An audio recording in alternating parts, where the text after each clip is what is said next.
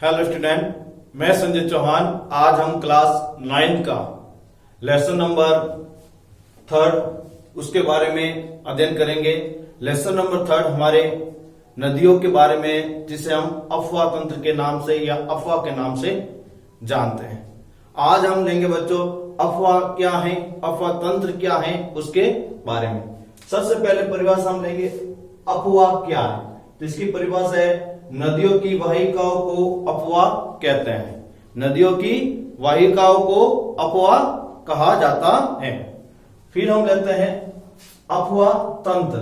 नदियों की वाहिकाओं के जाल को अफवाह तंत्र कहा जाता है। नदियों की वाहिकाओं के जाल को अफवाह तंत्र कहा जाता है। यदि आपसे बच्चों पूछा जाए भारत का सबसे बड़ा अफवाह तंत्र कौन सा है, तो याद रखना बच्चों गंगा नदी अफवाह तंत्र। भारत का सबसे बड़ा अफवाह तंत्र गंगा नदी अफवाह तंत्र। यदि पूछे विश्व का सबसे बड़ा अफवाह तंत्र, तो अमेजन नदी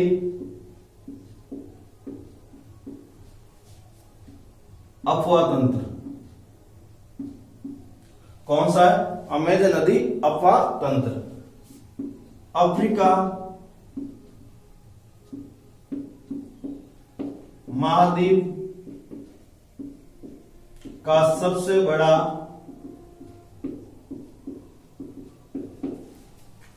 अफवाह तंत्र, तो कौन सा बच्चों? नील नदी अफवाह तंत्र। ये महत्वपूर्ण अफवाह तंत्र हैं जिसके बारे में हमने जानकारी दी है। पहला है भारत का सबसे बड़ा अफवाह तंत्र गंगा नदी अफवाह तंत्र। दूसरा विश्व का सबसे बड़ा अफवाह तंत्र अमेजन नदी अफवाह तंत्र। और तीसरा अफ्रीका महाद्वीप का सबसे बड़ा अफवाह तंत्र नील नदी अफवाह तंत्र। भारतीय अफवाहों का वर्गीकरण। भारतीय अफवाहों का वर्गीकरण कितने भागों में किया गया है, तो याद रखना बच्चों 2 भाग। पहला हिमालय अफवाह तंत्र,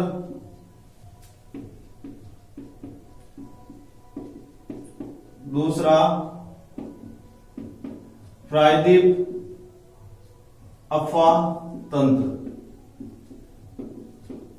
ये 2 अफवाह तंत्र के बारे में हम जानेंगे। सवाल कैसे पुटअप होता है वो देखिए बच्चों। भारतीय अफवाह तंत्र को कितने भागों में बांटा गया है बताइए, या फिर हिमालय अफवाह तंत्र और प्रायद्वीपीय अफवाह तंत्र में अंतर बताइए। इस तरह 2 तरह से सवाल पुटअप होता है। तो हिमालय अफवाह तंत्र या हिमालय नदियां के बारे में सबसे पहला बिंदु, हिमालय की अधिकतर नदियां बारहमासी नदियां होती है। बारहमासी नदियां मतलब इस नदी के अंदर पूरे वर्ष पानी बहता रहता है। दूसरा, हिमालय नदियों में वर्ष भर पानी भरा रहता है क्योंकि इन्हें वर्षा के अतिरिक्त ऊंचे पर्वतों से पिघलने वाले हिम द्वारा ही जल प्राप्त होता है। हिमालय नदियों के अंदर पूरे साल पानी बहता। उसका 2 कारण बताए हैं। एक तो वर्षा ऋतु के अंदर वर्षा का जल प्राप्त हो जाता है, और वर्षा ऋतु के अतिरिक्त जो ऊंची चोटियों पर जो हिमालय है उनके पिघलने से जो जल प्राप्त होता है उससे भी वो जल प्राप्त हो जाता है। ये 2 कारण ऐसे हैं जो बारहमासी नदियों के रूप में इनको जाने या पहचानते हैं। अगला बिंदु, हिमालय की 2 मुख्य नदियां सिंधु और ब्रह्मपुत्र इसी पर्वतीय श्रृंखला के उत्तरी भाग से निकलती है। और हिमालय की 2 प्रमुख नदियां हैं कौन सी? सिंधु और ब्रह्मपुत्र। वो इसी पर्वतमाला मतलब हिमालय के पर्वतमाला के उत्तरी भाग से निकलती है। आपसे यदि पूछ ले सिंधु नदी का उद्गम स्थान, सिंधु नदी, तो याद रखना कैलाश पर्वत के पास, कैलाश पर्वत के पास ही है। कैलाश पर्वत के पास लगभग आप देखते हैं तिब्बत में, कहां पर है? कैलाश पर्वत के पास लगभग तिब्बत के अंदर सिंधु नदी का क्या है? उद्गम स्थान है। और ये सिंधु नदी 5 नदियों के संगम के साथ पाकिस्तान में जाती हैं, और जहां पर ये 5 नदियां मिलती हैं उस क्षेत्र को उन्होंने क्या कहा? पंचनंद। क्या कहा गया? पंचनंद। याद रखना, सिंधु नदी और उनके सहायक नदियां जो 5 आपस में मिलती हैं उस क्षेत्र को क्या कहा जाता है? पंचनंद या पंजाब। पंचनंद या पंजाब वही बात है। और इसी 5 नदियों की संगम के कारण इसका नाम भी क्या पड़ा था? पंजाब। पंच यानी 5, पंच यानी 5 और नंद यानी जल या नदियां। तो सीधा उत्तर क्या हुआ? 5 नदियों के संगम स्थान को क्या कहा गया? पंचनंद या फिर पंजाब। और ये सिंधु और उनकी 5 नदियां कौन कौन सी हैं? यदि आपसे पूछते हैं तो सिंधु, झेलम, चेनाब, रावी और सतलज, ये 5 नदियां मिलकर पंचनंद का निर्माण करते हैं। और यदि हम पूछते हैं ब्रह्मपुत्र नदी का उद्गम स्थान, तो ब्रह्मपुत्र नदी का जो उद्गम स्थान है वो बच्चों हमारे मानसरोवर झील के पास है। और मानसरोवर झील से ही ये नदी भारत के अंदर निकलकर आती है। तो याद रखना, ब्रह्मपुत्र नदी का जो उद्गम स्थान है, उद्गम स्थान वो है मानसरोवर झील। मानसरोवर झील है, वहां से ये नदी निकलती है और भारत के अंदर अरुणाचल से प्रवेश करती है। कहां से प्रवेश करती है? अरुणाचल राज्य से प्रवेश करती है और फिर ये अंतिम में जाकर बांग्लादेश से होती हुई बंगाल की खाड़ी में गिरती है। बंगाल की खाड़ी में गिरती है, याद रखना। और ब्रह्मपुत्र नदी को अलग अलग जगह पर इसे अलग अलग नाम से जानते हैं। जैसे उत्पत्ति स्थान पर इसे सांगपो के नाम से जानते हैं। भारत के अंदर जब ये प्रवेश करती है अरुणाचल प्रदेश के पास से दिहांग कहते हैं। क्या कहते हैं? दिहांग कहते हैं। फिर असम के अंदर से ब्रह्मपुत्र कहते हैं। क्या कहते हैं? ब्रह्मपुत्र कहते हैं। और बांग्लादेश के अंदर जाने के बाद से जमुना कहते हैं। इसी नदी के हैं, लेकिन नाम इसको अलग अलग जगहों पर अलग अलग नाम से जानते हैं। तिब्बत और चीन, इसे क्या कहते हैं? सांगपो। भारत में प्रवेश के समय से क्या कहते हैं? दिहांग। असम, पश्चिम बंगाल में से क्या कहते हैं? ब्रह्मपुत्र। और बांग्लादेश में से क्या कहते हैं? जमुना। इस आदि नामों से इस नदी को जानते हैं। ठीक है बच्चों, अब हम आगे चलते हैं। ये नदियां पर्वतों को काटकर गोर्ज का निर्माण करती है। देखो, ये पर्वतों को काटकर किसका निर्माण करती है? गोर्ज का। देखो, एक गोर्ज होता है, एक कैनियन होता है। 2 प्रकार की घाटियां होती है, एक गोर्ज होता है और एक क्या होती है? कैनियन। इस प्रकार की 2 घाटियों का निर्माण होता है। देखो, गोर्ज और कैनियन में थोड़ा ही अंतर होता है, कोई ज्यादा अंतर नहीं होता। आपको मैं समझा देता हूं डायग्राम के माध्यम से। ये है हमारा गोर्ज, ठीक है, और ये हमारी कैनियन। क्या है? कैनियन। देखो, यदि हम देखते हैं तो जब किसी घाटी का ऊपरी मुख चौड़ा, यदि किसी घाटी का ऊपरी मुख चौड़ा हो और नीचे वाला जो मुख क्या हो? संकरा हो। ऊपर वाला मुख चौड़ा हो और नीचे वाला क्या हो? संकरा हो। उस घाटी को हम क्या कहते हैं? गोर्ज। और यदि किसी घाटी का ऊपरी मुख और निचला मुख दोनों क्या हो, समान हो, क्या हो, समान हो, तो क्या हो जाती है, कैनियन। क्या हो जाती है, कैनियन। इस प्रकार की घाटियों का भी क्या है, हिमालय नदियां बनाती है। हिमालय की नदियां अपने उत्पत्ति स्थान से लेकर समुद्र तल के लंबे रास्ते को तय करती, और हिमालय उत्पत्ति स्थान से लेकर समुद्र में गिरने से पहले एक लंबे मार्ग का तय करती है। जैसे सिंधु नदी 2900 किलोमीटर चलती है, कितने किलोमीटर, 2900 किलोमीटर चलती है। और हमारी ये जो नदी गंगा नदी है वो लगभग 2525 किलोमीटर चलती है, और ब्रह्मपुत्र नदी है वो भी लगभग 2900 किलोमीटर के करीबन चलती है। तो ये नदियां अपने उत्पत्ति स्थान से लेकर और जहां समाप्ति होती है उससे पहले बहुत ही लंबे मार्ग को क्या करती है, तय करती है। ये अपने मार्ग के उत्तरी भागों के थ्रू अपर्दन क्रिया करती है, और ये मार्ग के अंदर क्या करती है, एक अपर्दन क्रिया करती है, और अपने साथ भारी मात्रा में सिल्ट और बालू का सहवन करती है, और अपने साथ भारी मात्रा में सिल्ट और बालू क्या है, बहाकर लेकर आती है। अब एक शब्द आया अपर्दन क्या है। अब अपर्दन के बारे में यदि आप जानते हो तो बहुत ही सिंपल तरीके से परिभाषा है, आपको मैं समझा देता हूं कि अपर्दन होता क्या है। अपर्दन, अपर्दन की सीधी सी परिभाषा है, नदियों द्वारा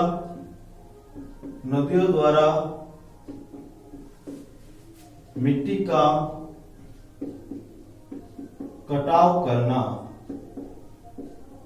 नदियों द्वारा मिट्टी का क्या करना, कटाव करना क्या कहलाता है, अपर्दन कहलाता है। याद रखना, नदियों के द्वारा मिट्टी का कटाव करना अपर्दन कहलाता है, और वही अपर्दन के दौरान क्या लाती है, सिल्ट और बालू, इन तत्वों का निर्माण करते हुए लाती है, और उसे हम क्या कहते हैं, अवसाद।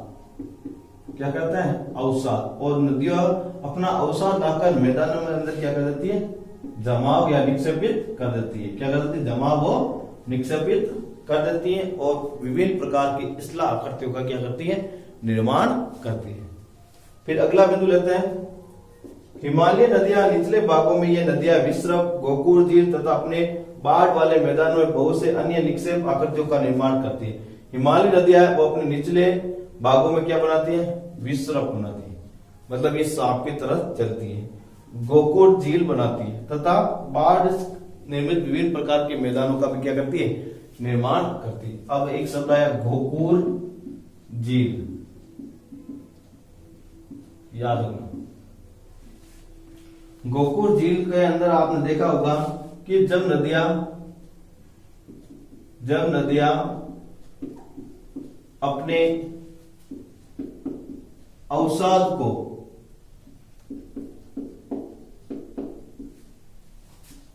झील के मध्य भाग में, जब नदी अपने अवसाद को नदियों के मध्य भाग में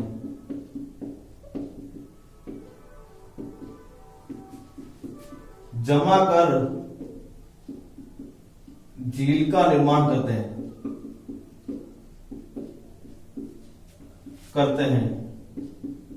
उसे हम गोकुर झील कहते हैं। जब नदियां अपने अवसाद को नदियों के मध्य भाग में जमा करके झील का निर्माण करते हैं उसी को हम क्या कहते हैं, गोकुर झील। क्या कहते हैं, गोकुर झील। अब है विश्रव, तो विश्रव, सरप यानी सांप, सरप यानी सांप। जब नदियां सांप की तरह टेढ़ी मेढ़ी चलती हैं तो उससे हम क्या कहते हैं, विश्रव आकृति। जब नदियां सांप की तरह टेढ़ी मेढ़ी चलती हैं उसे हम क्या कहते हैं, विश्रव। जैसे ऐसे ये क्या सी हुई, टेढ़ी मेढ़ी हुई, तो इसे क्या कहते हैं, विश्रव इस्लाकृति। कैसा है, विश्रव इस्लाकृति। फिर बाढ़ वाले मैदानों में का बहुत ही निक्षेपण आकृति का निर्माण करती है। और बाढ़ वाले मैदानों के अंदर देखते हैं तो विभिन्न प्रकार के इस्लाकृति का निर्माण करती है, जैसे शंकु जलोढ़, जलोढ़ मैदान, ये सभी क्या है, बाढ़ वाले क्षेत्रों के अंदर नदियां विभिन्न प्रकार के अवसादों के निक्षेपण के द्वारा बनाते हैं। शंकु जलोढ़ का मतलब होता है जब नदियां अपने साथ लाए गए जलोढ़ को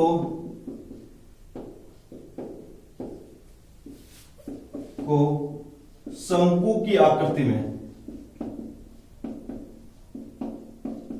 जमा कर देती है। शंकु की आकृति में क्या कर देती है, जमा, तो उसे हम क्या कहते हैं, शंकु जलोढ़। अब जलोढ़ मैदान नदियों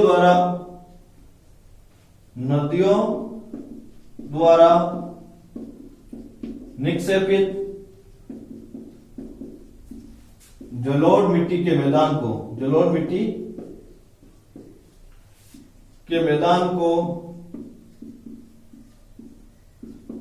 जलोढ़ मैदान कहलाता है। क्या कहलाता है, जलोढ़। तो ये सभी नदियां जब बाढ़ आती हैं उस समय इस आकृति का क्या करती है, निर्माण। एक शब्द आया था निक्षेपण। निक्षेपण, निक्षेपण का सीधा सा अर्थ होता है नदियों के द्वारा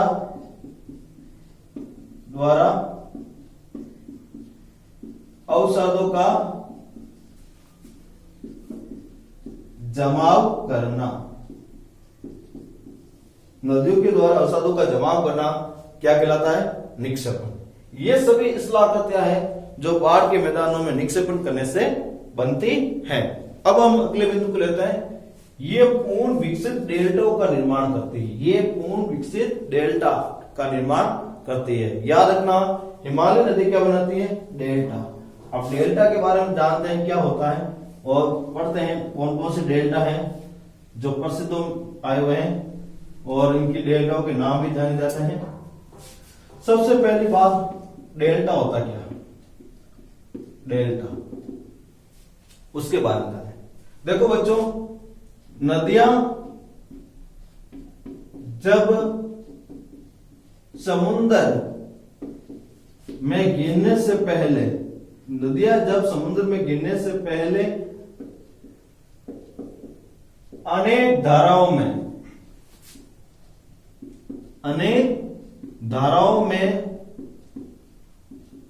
बंट जाती हैं,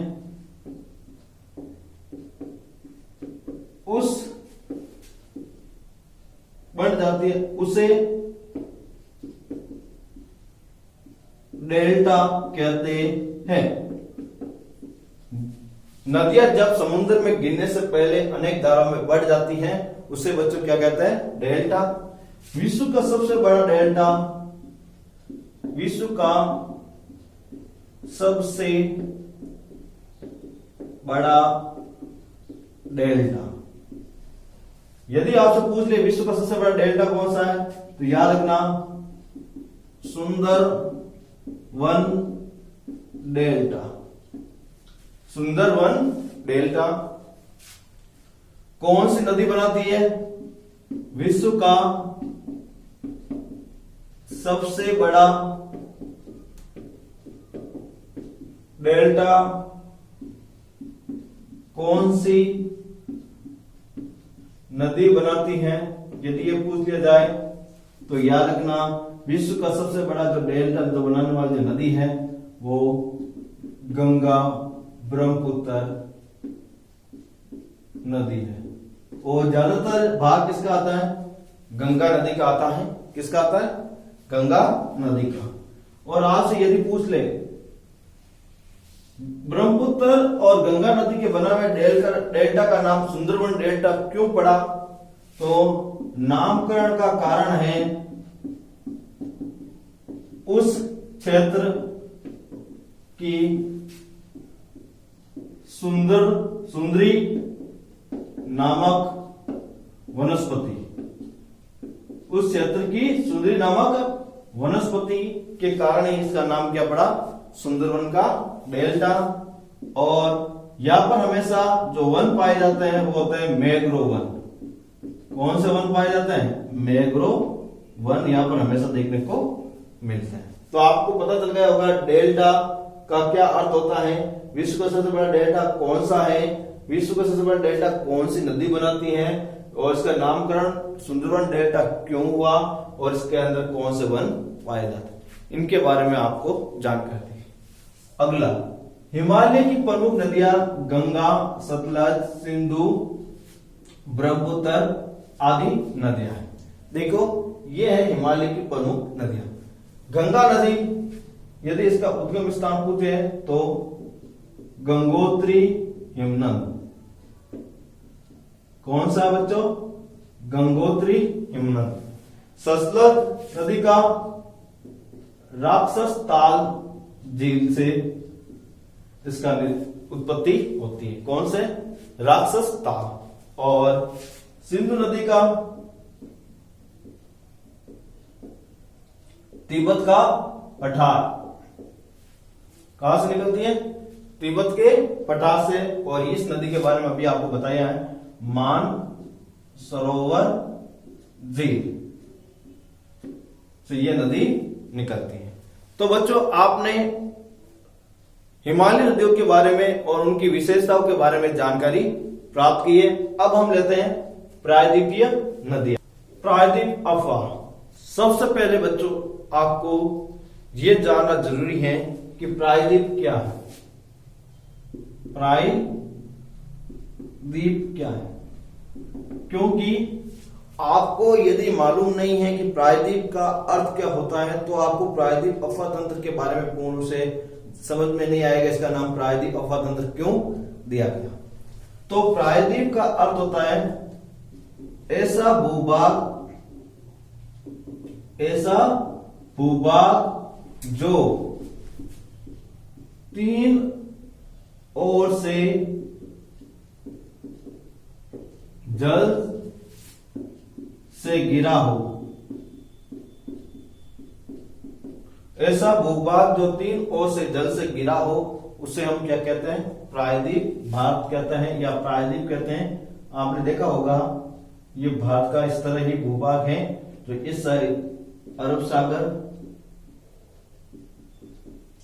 नीचे हिंद महासागर और इस साइड बंगाल की खाड़ी। इस तरह तीन ओर से क्या है? जल से घिरा हुआ है। और यदि विश्व का सबसे बड़ा प्रायद्वीप की बात करें तो वो है बच्चों अरब प्रायद्वीप। कौन सा है? अरब प्रायद्वीप है। वो विश्व का सबसे बड़े प्रायद्वीपों में से एक है। ठीक है बच्चों, अब हम लेते हैं प्रायद्वीपीय अफवाह। अधिकतर प्रायद्वीपीय नदियां मौसमी होती हैं। अधिकतर प्रायद्वीपीय नदियां कैसी होती है? मौसमी होती है। मौसमी का अर्थ होता है बच्चों ये जो नदियां हैं वर्षा ऋतु के अंदर अधिकतर बहती हैं।